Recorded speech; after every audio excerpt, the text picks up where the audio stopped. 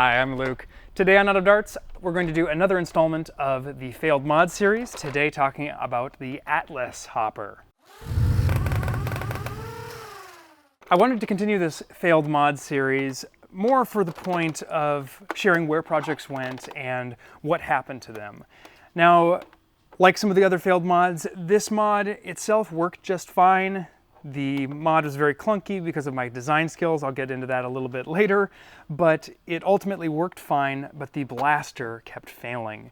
The Atlas was a really cool blaster when it came out. It shoots 2 at a time, but due to this elevator design where the balls drop down, it is just Jam City. And it jams in its stock form quite a bit, and when you start putting 60 rounds through it at a time in rapid succession, it causes even more issues.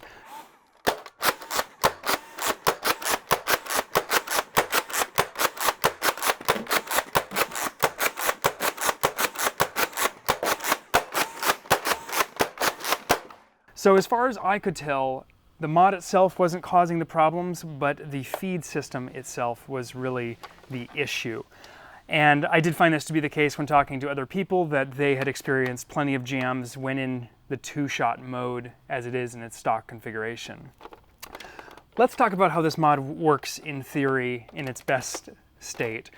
First of all, it's just a hopper in the back. This one held, I believe, about 60, 70 rounds, something like that. And it's got an EDF in the front with an elbow shooting the balls through here. Up front, we've got a switch wired in, so every time you pump the blaster, and we're jammed again, every time you'd pump the blaster, you would be activating this micro switch. And this micro switch would then turn on the fan, feeding the system. So you could effectively run around shooting 2 shots and have a 60 or 70 round hopper. Really great in practice until the jam started, and I ultimately discontinued development on it because I felt it just wasn't viable enough to be a product that I would sell and distribute on the shop. Ultimately, a lot of projects that I work on do end up shelved, and this can happen for a variety of reasons. Sometimes it's product viability, sometimes it's due to popularity, or in this case, lack of popularity for this blaster, and then other times it's just due to simple difficulty in assembly or design. Now, as I've mentioned in this series before, I don't view failing as a true failure. It's always a learning experience. One thing that stuck out to me when I picked up this blaster was how much my design aesthetic and skills have changed. This is the new Percy's hopper with a much more elegant lid versus this hopper that has external magnets and flops all around. And this clunky, the whole thing is extremely clunky, and it's laughable the way that I actually designed this. For those that are into 3D designing, this was all a series of lofts, and there was no reason to design it in this manner.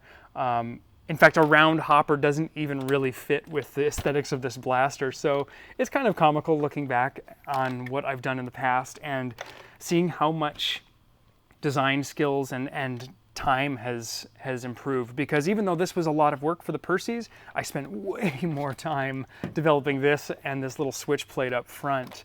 And ultimately, all of this is a learning experience. Every design you work on, whether it's really good or the best thing you've ever designed, it's working towards improving your skills.